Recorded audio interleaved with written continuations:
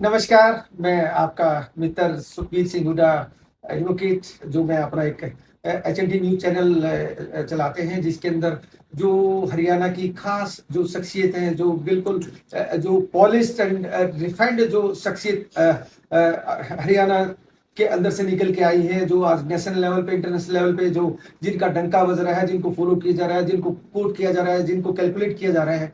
आज ऐसे ही मेरे हरियाणा के लीजेंड्स डॉक्टर सतीश त्यागी जी के पास मैं पहुंचा हूँ। ये आज मेरा इनके चौथी विजिट है। 3 बार तो मैं गपशप मार के गया, एक बार बुक लेने आए थे हम। तो मैं डॉक्टर त्यागी को बहुत फॉलो करता हूँ और इन्हीं से ये थोड़ा शॉर्ट फरमा लेते हैं। आज मैं डॉक्टर साहब का थोड़ा सा हम चर्चा करेंगे। डॉक्टर साहब, आपका एचएनटी न्यूज में स्वागत है। जी जी, बहुत बहुत नमस्कार, धन्यवाद। डॉक्टर साहब, पहले तो थैंक यू सो मच। जब भी हम आप आते हैं बहुत प्यार मिलता है आपसे, बहुत आप आशीर्वाद देते हैं और हमें गाइड भी करते हैं। आपका अधिकार है। अरे sir, thank you so much. अच्छा सर, अभी लोगों में एक बड़ी उत्सुकता है। आपने 10 सीटों का एनालाइज कर लिया। लोग, मैंने आपके कमेंट्स भी देखे थे, 80-85% आपसे सहमत लग रहे हैं लोग। तो सर, मुझे लग रहा है कि भाई अभी तो इलेक्शन उठा नहीं है, तो अभी मेरा ये मानना है कि भाई अभी क्या लगता है सब नेशनल लेवल पे कांग्रेस और बीजेपी में से मतलब लोगों का किस तरह रुझान है? देखिए, इलेक्शन ना सारे फेजेज में होते हैं। अभी हरियाणा में नॉमिनेशन का प्रोसीजर खत्म हो गया है और कांग्रेस ने जैसी लिस्ट अपनी जारी की, बहुत इंतजार के बाद में, तो एक टेम्पो बना। हरियाणा के लोगों ने सोचना शुरू किया। तो जो हमारा आकलन आ रहा है, जो हम अपनी वीडियोस में कह रहे हैं, हम यही बता रहे हैं कि पहले कांग्रेस को ये माना जा रहा था कि वो कहीं रेस में ही नहीं है। हाँ। लेकिन रेस में तो उसने होना था, क्योंकि पार्टी दो है। पार्टी दो है। लेकिन भाजपा ने जो प्रचार किया था वो ये था, उनके कार्यकर्ता ये पूछते थे हमसे भी कि 9 और 1। तो हम पूछते थे कि 9 क्या, बोले 9 भाजपा के और 1 कांग्रेस का।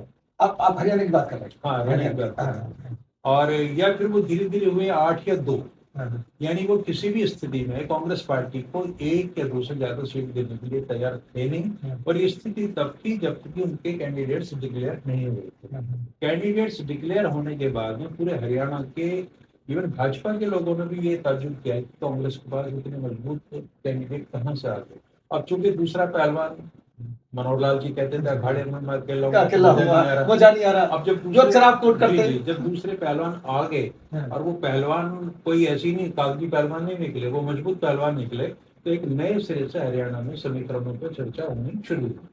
अब जो नई चर्चा है उसमें कांग्रेस मुकाबले में है, जिसे आप खारिज कर रहे थे, आज आप उसको इग्नोर नहीं कर सकते, साइडलाइन नहीं कर सकते। धीरे धीरे टेम्पो बनेगा।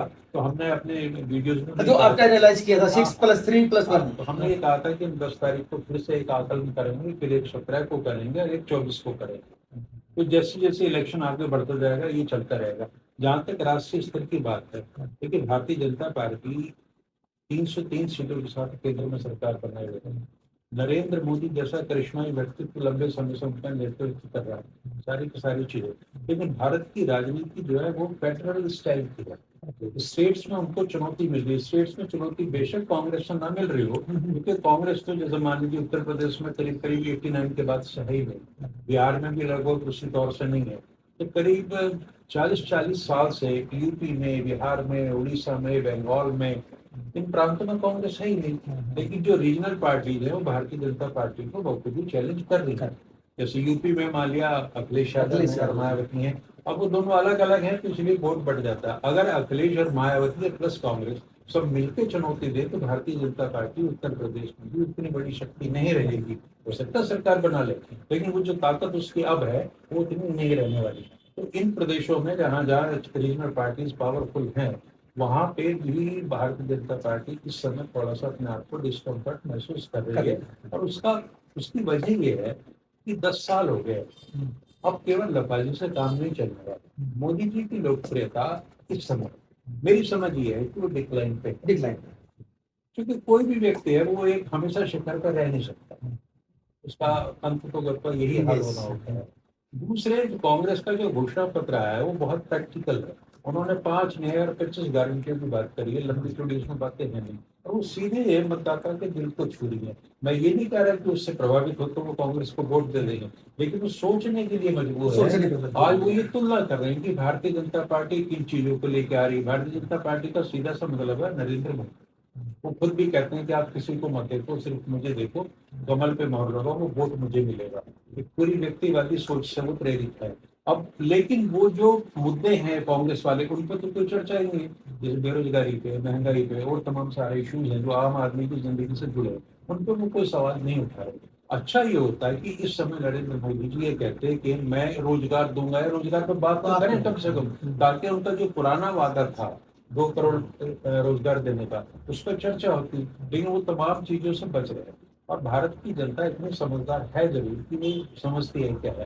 आज चुनाव का स्तर ये आ गया कि कांग्रेस वाले भैंस चुरा लेंगे, भैंस ले जाएंगे, प्रॉपर्टीज बांट देंगे।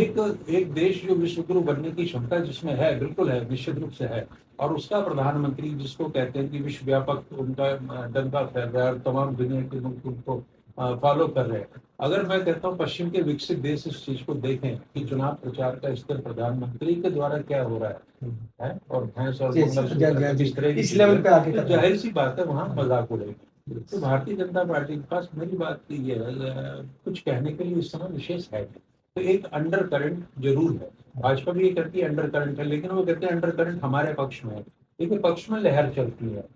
अंडर करंट्स तो हमेशा ही खिलाफ होते हैं, लेकिन वो इसलिए धरातल पर नहीं आते कि लोग विभिन्न कारणों से चुप रहते हैं। अच्छा, ये स्थिति नहीं है। अब कल क्या होगा, हफ्ते 10 दिन बाद क्या होगा, क्योंकि हर फेज में आप मोदी जी को देखिए उनके इश्यूज बदल गए। तीसरा फेज आने से पहले पहले वो पाकिस्तान और ये तमाम चीजें उठा के ले आए, वो नहीं लाते अगर उनके पास में कुछ ठोस उपलब्धियां। ऐसा भी नहीं है कि देश में कोई प्रगति नहीं करी, प्रगति दिख रही है, नेशनल हाईवेज की थ्रू दिख रही है, वो तो सर इंडिपेंडेंट गडकरी साहब की पहचान है सर, है ना। लेकिन ये क्या है कि डेवलपमेंट एक ऑन गोइंग प्रोसेस है। पहले अगर कोई डबल लेन हुई है तो वो सिंगल लेन तो नहीं होगी ना, और डबल लेन की जरूरत है तो डबल लेन होगी। अब आप अमेरिका में जाइए 50-50 लेन है, तो जैसे जैसे जरूरत पड़ेगी वो चीजें होती जाएंगी। तो आम आदमी ये महसूस कर रहा है कि जो विकास है आपका वो आम आदमी की जरूरतों के अनुरूप नहीं है। या आप ये कह रहे थे कि 5 ट्रिलियन की इकोनॉमी बन जाएगा भारत में, निश्चित रूप से बन जाएगा, लेकिन अब साथ में ये कह रहे थे 82 करोड़ लोगों को 5 साल तक मुफ्त में खाना देंगे। आप ये क्यों नहीं कह रहे कि अगले 5 वर्षों में हमारे पास मुश्किल से 10 करोड़ लोग ऐसे होंगे जिन्हें हमें अनाज देना पड़ेगा, जो पोवर्टी लाइन में।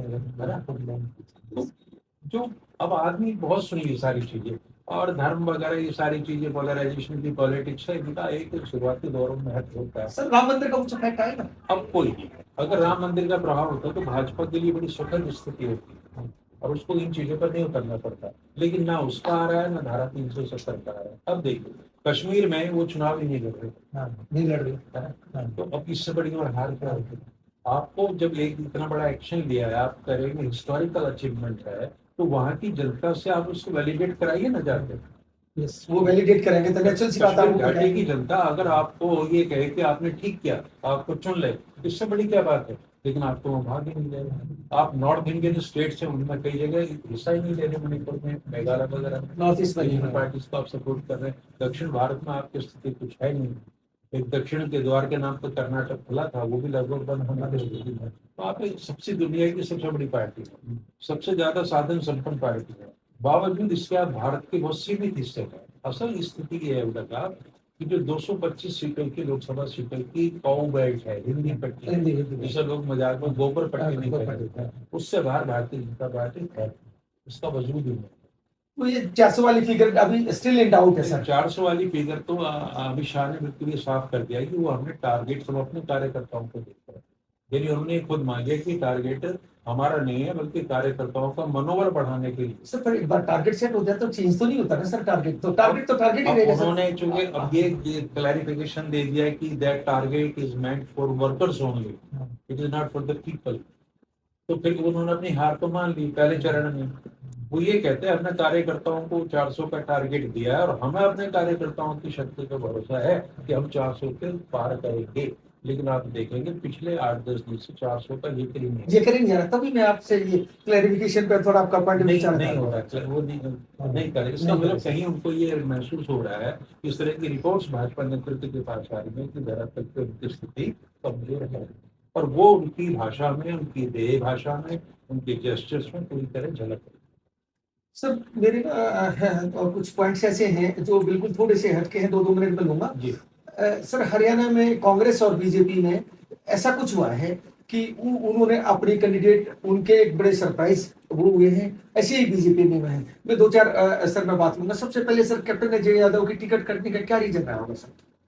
कैप्टन अजय यादव की टिकट इसलिए कटी है कि भूपेंद्र सिंह हुड्डा ने वहां राज्यवर्धन को टिकट नहीं दिलाई।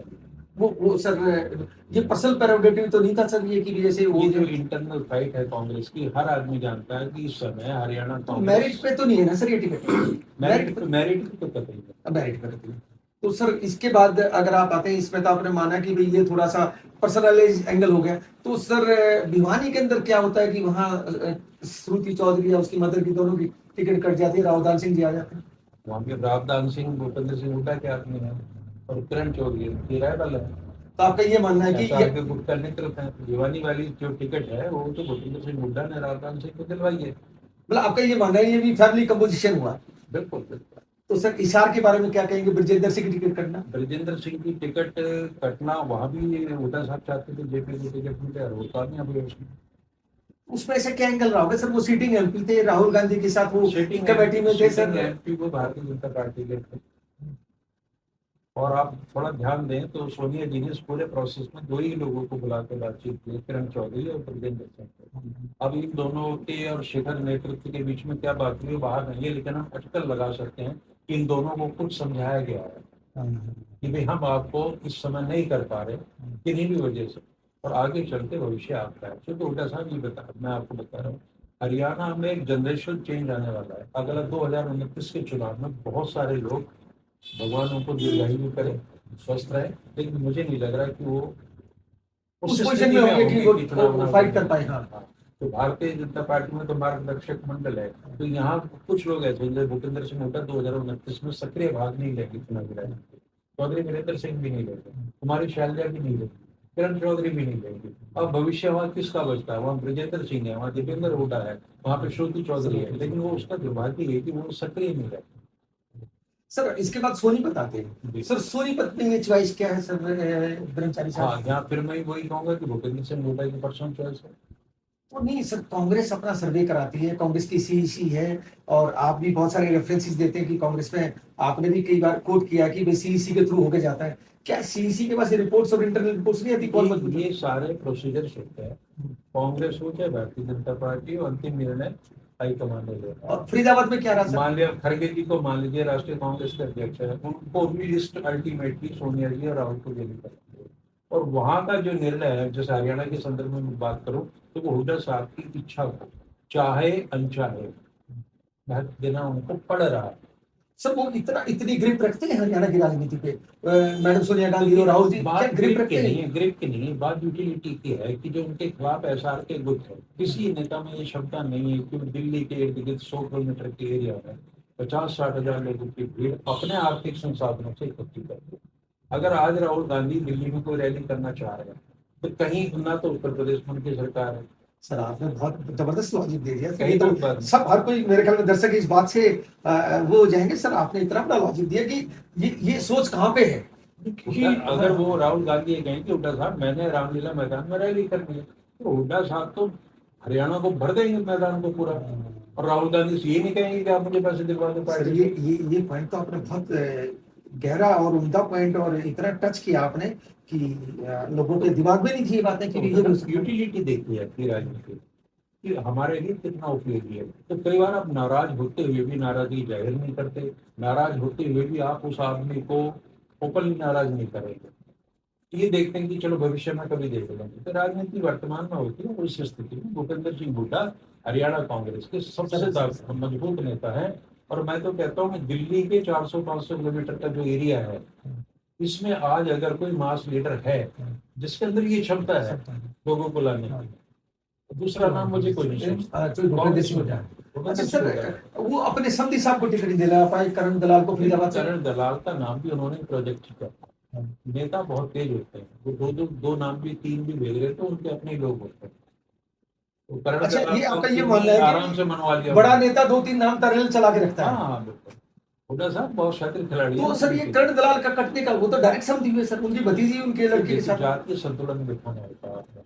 सोनीपत और भिवानी, हाँ, दोनों पे बाकायदा जातीय संरचना के हिसाब से अधिकार बनता है जाट समुदाय का, दोनों ही जगह उनको सैलरी हाँ, दिया गया। उधर ब्राह्मण आ गए, उधर राव साहब आ हाँ, गए। और फरीदाबाद में भी मजबूरी थी कि आपको गुज्जर कम्युनिटी को कहीं ना कहीं एडजस्ट करना होगा। तो जो जातीय संतुलन है, जो भारतीय जनता पार्टी ने जाट विरोधी छवि होने की, तथाकथित छवि होने के बावजूद भी जाट समुदाय को टिकट दिए हैं। तो सर क्या रीजन अब करण दलाल की टिकट कटने का? करण दलाल की टिकट कटने का रिजल्ट यही है कि करण कृष्णपाल गुर्जर के खिलाफ गुर्जर ही कैंडिडेट होने लाकर रखा है। करेक्ट, ये कैलकुलेशन था। और वो होता क्या है कि देखिए, इस समय भारतीय जनता पार्टी ने करा क्या है, शुरू से लेकर पिछले 10 वर्षों में उन्होंने जो एक पोलराइजेशन किया है नॉन जाट्स का, थोड़ा सा 28 से 30% जाट समाज हमारे हाँ यहाँ जी, है। हाँ जी। और उसके बाद उसमें से घटाएंगे तो 70 से 72% पूछता है। 70% का कोई सामाजिक समूह एक तरह की राजनीतिक सोच रखता हो, ये संभव नहीं। तो ये जो नॉन जाट की जो एक हवाई फिनोमिना बना रखे हैं ना, ये एडजस्ट कहीं नहीं करते, उनके अंदर इतने कंट्राडिक्शन है, इतने अंतर विरोध है कि वो राजनीतिक रूप से हो नहीं सकते। नतीजा उसका क्या है कि कहीं कांग्रेस को 60% वोट मिलेगा, कहीं 40 मिलेगा, कहीं 45 मिलेगा, नॉन जाट्स का भी मिलेगा। और जाट चूंकि हाईली पोलराइज्ड है इस समय, तो कांग्रेस के साथ जाएगा मेजॉरिटी। करेक्ट। तो ये जो कॉम्बिनेशन है, सब जगह से थोड़ा थोड़ा मिलना और एक जगह से बहुत ज्यादा मिलना, ये मिला के आज कांग्रेस को, मैं ये नहीं कह रहा कि वो बिल्कुल जीतने जा रहे हैं आज इस जंक्शन पे, लेकिन बहुत कंफर्टेबल पोजीशन में है। अब बाकी डिपेंड करता है धरातल पे आप चीजों को कैसे मैनेज करते हैं। सर क्या मानते हैं अंबाला का वरुण मोलाना की जगह अगर उसके फादर साहब इलेक्शन लड़ते तो अच्छा रहता कांग्रेस का? अब वही बात है कि कांग्रेस ने 3 युवाओं को टिकट दिया है। आज कांग्रेस ये कहने की स्थिति में है कि हमने रायपुर अधिवेशन में तय किया था कि हम 50 साल से नीचे के 3 लोगों 33% को दे, तो हम दिया है। और वरुण मौलाना ने ही, फुलचंद मौलाना की लेगेसी को आगे ले जाना है, विधायक है ही वो पूरी टर्म से। और जीते ना जीते वो अलग बात है, चुनाव का मतलब अभी हम सिर्फ ये बात कर रहे हैं मुकाबला कैसे होगा। तो सर उधर से चले तो सर जैसे कुरुक्षेत्र की क्या कांग्रेस ने ठीक किया सुशील गुप्ता जी को वहां पे सीट एडजस्टमेंट पे देने के जो कि राष्ट्रीय स्तर पे आम आदमी पार्टी का समर्थन हमको चाहिए था, दिल्ली में खासतौर से सीटें चाहिए थी, तो उस डील में उनको ये करना पड़ा। कई बार राजनीतिक दलों में होता है। मैं आपको याद दिलाऊं कि 90s में एक बार नरसिम्हा राव के टाइम में मायावती जी ने 300 सीटें अपने पास रखी थी, कांग्रेस चैलेंज किया था, 125 सीटें कांग्रेस को दी, यानी मायावती वहां देने की स्थिति में आ गई। अच्छा। और वो ऐसा कदम था उस समय कि कांग्रेस ने मान लिया कि हम 2M दर्जे की पार्टी, हमारी औकात 125 सीटें। अच्छा। तो ये जो डील होती है ना इस तरह की, इससे बहुत बड़े मैसेज आते हैं। तो आम आदमी पार्टी ने तो ये सिद्ध किया कि कांग्रेस ने हमारी ताकत को मारा, हमने हरियाणा में, और कांग्रेस को जरूरत थी दिल्ली में उनकी, तो इस कड़ी में उन्होंने उसको दे दिया। अब नवीन जिंदल वर्सेस सुशील गुप्ता प्लस अवैध चौथा, अब बड़ा इंटरेस्टिंग चुनाव वहां का होने वाला है। करेक्ट, वो तो आपका एनालाइज आप सुन चुके हैं। अब मैं बीजेपी की तरफ से आता हूं सर, मैं कांग्रेस के हो गए तो सर बीजेपी ने सुनीता दिग्गल की किस ग्राउंड पे टिकट काटी सर? कोई ग्राउंड नहीं था, अशोक तंवर से बहुत बेहतर कैंडिडेट होती है। आप जब टिकट काटते हैं तो आप ये एडमिट करते हैं कि हमारा ये जो कैंडिडेट है ये जिता नहीं पाएगा। अब जिता इसलिए नहीं पाएगा, उसका कारण तो आप समझ सकते हैं कि भाई वो इनएक्टिव रहा है, निकम्मापन है, एक लोग अलोकप्रिय है।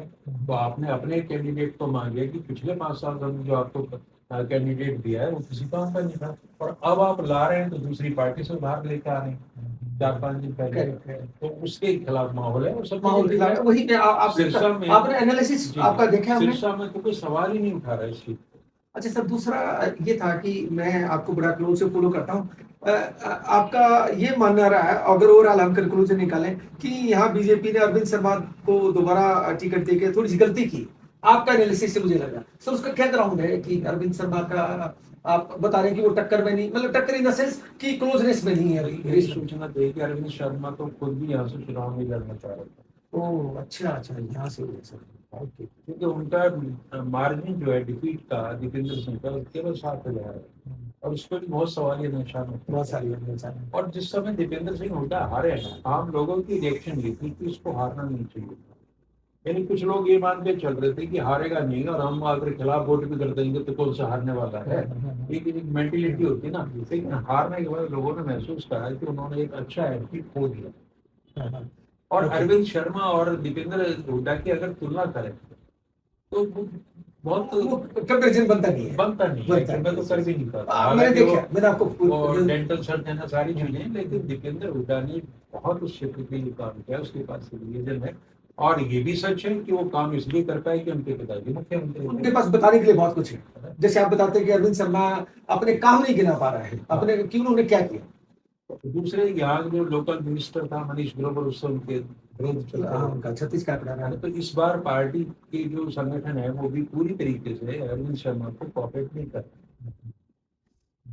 तो अगर कोई इससे बेहतर है, वो अपनी लाओ अपनी पार्टी से। अब आपको लग रहा है कि आप बिल्कुल खाली हो, अपनी विश्व की सबसे बड़ी पार्टी हो, कार्यकर्ता आपके पास सबसे ज्यादा, नेता चुनाव जीतने वाले हैं नहीं, 10 में से 6 यही आपका आपको बाहर से लाने टेंशन पड़ रहे हैं, बराबर यही उठता है ना। यस, तो आप कार्यकर्ता कार्यकर्ता नेता नहीं है जो इलेक्शन नेता जीतने क्यों वाले। नहीं बने? हाँ, 10 में से 6 कैंडिडेट। यही आप हर बार उनकी हाइलाइट्स में आप वो करते हैं, उनको वो करते हैं। हम तर्क सही यही पूछते हैं ना, बताइए ना, आप अपने नेता दीजिए।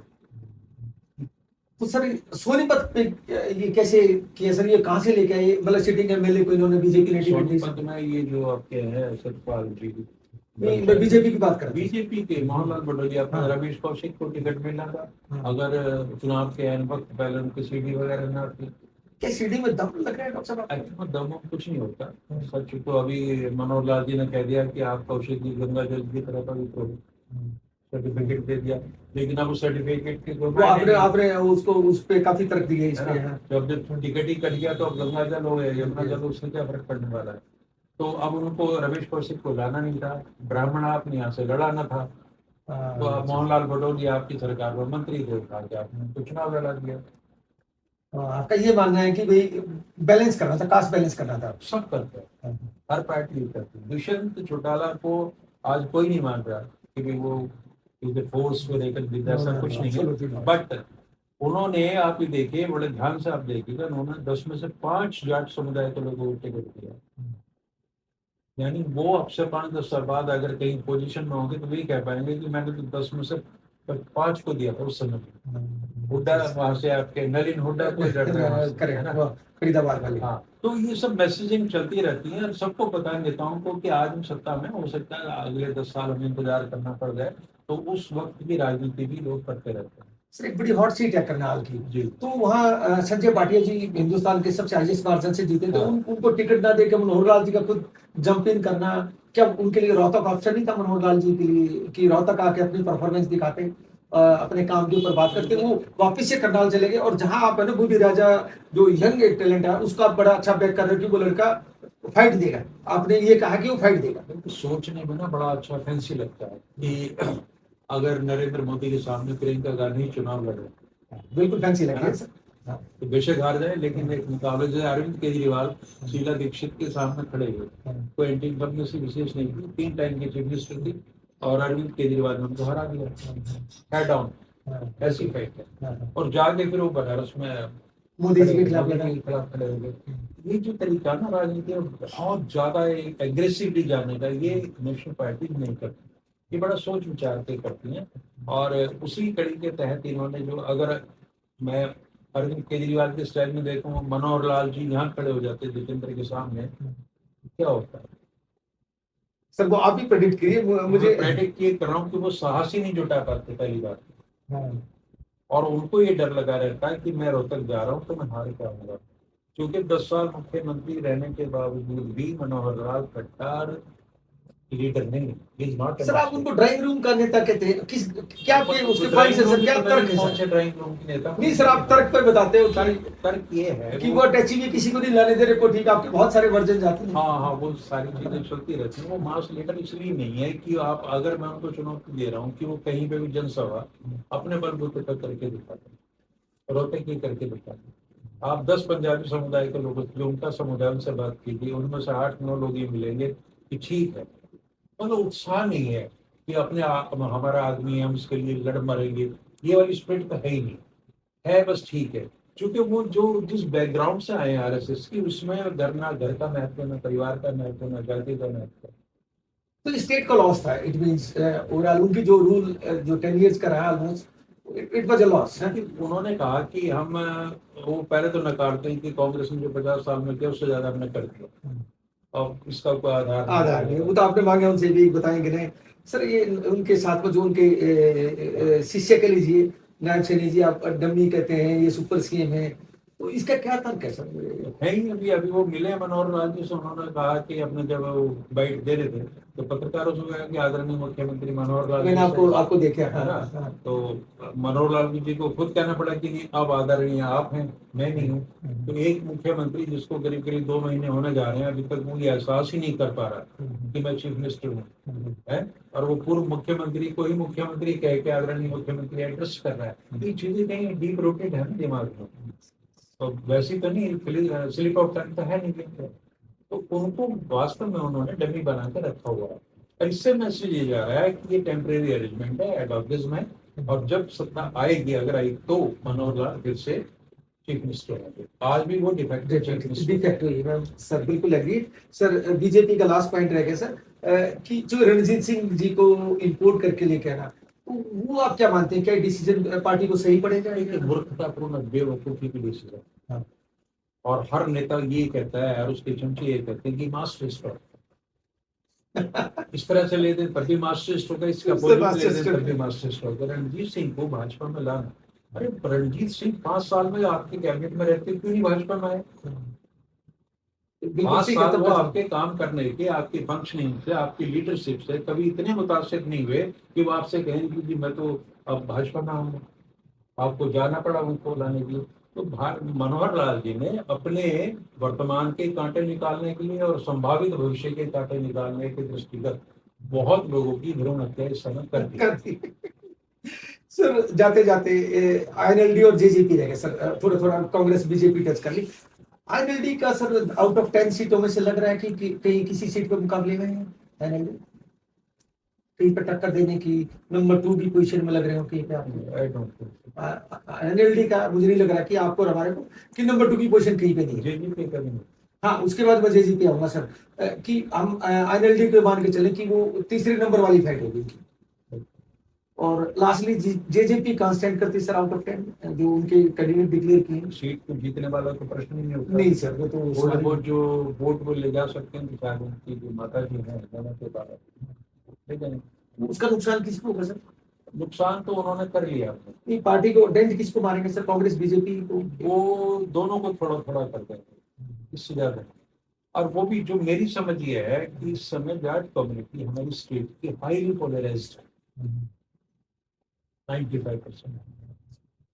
और अगर भूपेंद्र सिंह हुड्डा इस वोट बैंक को जहां चाहे जिसे ट्रांसफर कराने की क्षमता में आगे या आगे हो, ये कम्युनिटी जाने को तैयार हो, तो 10 में से 7 सीटों पे कम से कम बहुत जबरदस्त कांटे इधर पे कुछ भी हो सकता है। लेकिन ये तय है कि 5 लाख के मार्जिन से, 6 लाख के मार्जिन से जीतने वाले लोग और टॉप 10 में आने वाले जैसे संजय भाटी जी का आपने जिक्र किया वगैरह, आज स्थिति है कि इनका मार्जिन ऑफ विक्ट्री 50,000, 60,000, 1 लाख, और मैं इसको हार ही मानता हूँ कि जब आप 7 लाख से करके 70,000 पे आ रहे हो, और अभी तो मनोहर जी फंस गए सर, कांटे में फंस गए हैं, कांटों की टक्कर में फंस गए। मेरी सूचना है कि वो निकाल तो लेंगे लेकिन मार्जिन बहुत हल्का रहता है।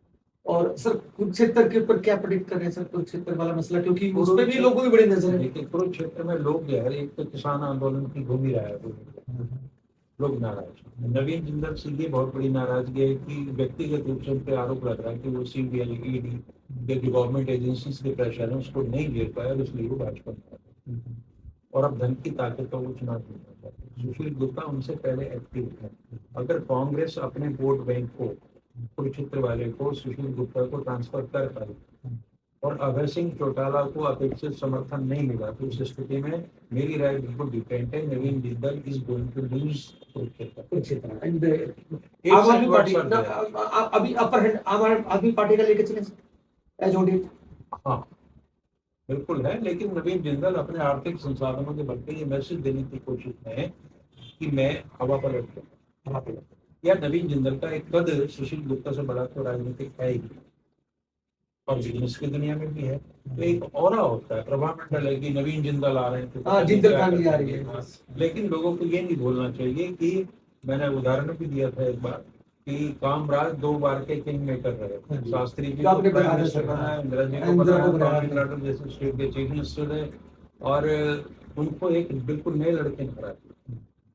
वो आप बताए थे वो सिंपल आए और इलेक्शन एकदम से वो रिजल्ट ही डिफरेंट निकला। चुनाव बड़ा अनप्रेडिक्टेबल होता है किस तरह से होता है, और अगर नया लड़का भी प्रॉपरली चुनाव लड़ता है, उसके अंदर कोई टैलेंट है लोगों को कन्विंस करने का, तो परिणाम विपरीत हो सकते हैं। इस हार में आपकी क्या प्रेडिक्शन है सर अभी, क्योंकि जेपीजी भी नए आगे तो बहुत टाइम हो गया, तो उनको इलेक्शन लड़े मेंबर पार्लियामेंट का, उधर से फिर बाकी लोग भी वो क्या रहता है कि चेंज सिर्फ किया है कांग्रेस की लिस्ट आने के बाद में, हर जगह कांग्रेस टक्कर दे रही है, जेपी भी वही टक्कर देख रहे हैं। लेट अस सी कि होगा क्या। अब जिनको टक्कर दी है, और वो जो हमारे रणजीत चौटाला है नंबर 2 को वो अपने आप को मानने और है भी, अब उनकी क्या तैयारी है जेपी से निपटने की। जेपी ने कहा कि इसकी लड़क तो मैंने अभी पिछले चुनाव में निकाली थी, इसको हराया था, ये 3 नंबर को पहुंचा दिया था हरियाणवी स्टाइल में, और लोग उन चीजों को लाइक करते हैं, तो जेपी टक्कर में है। और भिवानी सर, जाते जाते भिवानी के ऊपर एक लाइन में आपका क्या कहना चाहेंगे? वहाँ भी बिल्कुल सेम स्थिति है। अगर भिवानी सीट के या मैं तो उसके जाट मतदाताओं को अगर रावदान सिंह के पक्ष में भूपेंद्र सिंह हुड्डा ले गए, और जैसे रावदान सिंह ने किरण चौधरी से सुलह भी कर ली है और वो ईमानदारी से उनके साथ लगे, तो रावदान सिंह की स्थिति भी मजबूत है। सर ग्रुप ऑफ पॉलिटिक्स ये कहती है वहाँ पे कि भी धर्मवीर जी चुनाव को चुनाव के तरीके से नहीं लड़ रहे हैं, और रावदान सिंह चुनाव को चुनाव के तरीके से लड़ रहे हैं, और धर्मवीर जी बहुत कैजुअल चल रहे हैं। ये हमारे गुरुकुल ऑफ पॉलिटिक्स के उसके ऊपर हम ना बयानों के आधार पर तर्क निकालते हैं। मैंने उसमें कहा था कि धर्मवीर जी ने कुछ महीने पहले ये कहा था कि मैं लोकसभा का चुनाव नहीं लड़ूंगा, और इसलिए नहीं लड़ूंगा क्योंकि एक एमपी कुछ नहीं करा सकता। हाँ, ये आपने कोट किया तो जब वो खुद ही मान रहे हैं कि एज एन एमपी मेरी कोई रोल ही नहीं है और मैं कुछ करा ही नहीं पाता अपने लोगों के लिए, दोबारा क्यों चुनाव लड़ रहे हैं। अब लोग केवल ऐसा तो है नहीं कि कुछ चीजें मेरी समझ में आ रही हैं और जो लोग सुनते देखते हैं उनको समझ में नहीं आ रही, वो भी सब जानते हैं। और एक स्थिति होती है बोर्डम की, आप एक चेहरे को देख देख के बोर्डम उग जाते हैं। People want change just for change, sometimes just for change. Sir एक बड़ी साइलेंट सी सीट है सर अम्बाला। सर अम्बाला में मतलब बड़े आई एम नॉट सेइंग कि वो इतनी बड़ी हाईलाइटेड सीट नहीं है, बड़ी साइलेंट सी सीट है सर। तो वहाँ पे बंतो पटोरिया जी हैं, उधर से वरुण मौलाना साहब हैं, और क्या कहते हैं जेजेपी से डॉक्टर किरण पुनिया है, कृपाराम पुनिया की डॉटर इन लॉ है। तो वहाँ का आपके हिसाब से क्या समीकरण कह रहे हैं सर वहाँ पे, क्योंकि अम्बाला में ज्यादा लाइमलाइट में बिल्कुल नहीं आ रखे हैं अब की बार के इलेक्शन में। तो ये दुर्भाग्य कि नहीं आ पा रहा। अगर बंतो जी के स्वर्गीय पति होते तो वो इसको लाइफ में ले आते, कि एक बड़ा मस्त मौला से एंटरटेनिंग इलेक्शन को बना देते कुछ ना कुछ ऐसी चीजें कह के। और वरुण मौलाना और फूलचंद मौलाना का वहाँ आधार भी है, प्लस वही बात ये किसान आंदोलन की भी मैटर करती है, प्लस पंजाब से एडजॉइनिंग एरिया सारा का सारा अम्बाला में, कुरुक्षेत्र में, करनाल में, ये 3 सीट ऐसी हैं जहाँ किसान आंदोलन अपना सर एक चंडीगढ़ की सीट रहेगी जाते जाते कि चंडीगढ़ में क्या कहते हैं सर किरण खेर को चेंज करके उन्होंने बीजेपी ने अपने कैंडिडेट को चेंज कर दिया है, और संजय टंडन जी आ गए हैं, बनाम टंडन जी के बेटे। उधर से कांग्रेस ने भी पवन बंसल जी को चेंज करके तिवारी साहब को लेके आ गए, मनीष तिवारी जी को। तो वहाँ के बारे में क्या आकलन लग सकता है? वैसे तो आउट ऑफ सिलेबस सवाल नहीं सर, मैं चंडीगढ़ में कैपिटल है सर, वो आपकी कैपिटल है, बट नजर तो सर आपकी कैपिटल पर रहती है। कैपिटल भाजपा वालों की, जब वो कहते हैं हम 10 नहीं 11 जीतेंगे, 11वां कौन सा, वो चंडीगढ़ है। खैर मैं ये कह रहा हूँ कांग्रेस ने मनीष तिवारी के रूप में एक अच्छा कैंडिडेट किया, बहुत अच्छे ऑडिटर हैं, बड़ी अच्छी उनकी पकड़ भी है, बहुत इफेक्टिव है। और किरण खेर को हटा के बीजेपी ने बिल्कुल बता दिया है कि इफेक्टिव है पूरी तरीके से, और पवन बंसल के परिवार का भी वो प्रभाव तो है। बिल्कुल। तो मनीष तिवारी को मैं कमजोर आदमी नहीं मानता। उधर से संजय टंडन जी जो आए हैं, बलराम दास टंडन जी जो गवर्नर भी रहे, छत्तीसगढ़ के उनके बेटे आए हैं, उनके बारे में सर उनको जो वोट मिलेगा भाजपा का जो नेशनलिज्म है और मोदी जी का जो भी बचा कुचा प्रभाव उसकी वजह से मिलेगा। थैंक यू सो मच त्यागी साहब। ये थे हमारे शेफोलॉजिस्ट, हरियाणा के शेफोलॉजिस्ट, जो एक नेशनल लेवल के शेफोलॉजिस्ट हैं। हमारे हरियाणा का इन्होंने नाम रोशन किया, डॉक्टर त्यागी जी ने। आज इन्होंने समय निकाला और पूरा आकलन किया, और ये आपको गुरुकुल ऑफ पॉलिटिक्स में सब कुछ आपको देखने को मिलता है। हमने थोड़ा सा हटके पूछने की कोशिश की है, और डॉक्टर त्यागी जी ने बड़ी ईमानदारी से, बड़ी सूझबूझ से हमें गाइड किया है, हमें समझाया है, अपने लॉजिक्स दिए, अपने तर्क दिए। अब तो मेरा ये मानना है कि आपको कुछ चीजें इसमें नहीं पता लगेंगी, बाकी रेगुलर चीजों के लिए आपको डॉक्टर त्यागी जी एवरीडे हाजिर होते हैं, उनको देखिए, और जब भी मौका लगे हमें भी सुन लीजिएगा। नमस्कार, थैंक यू।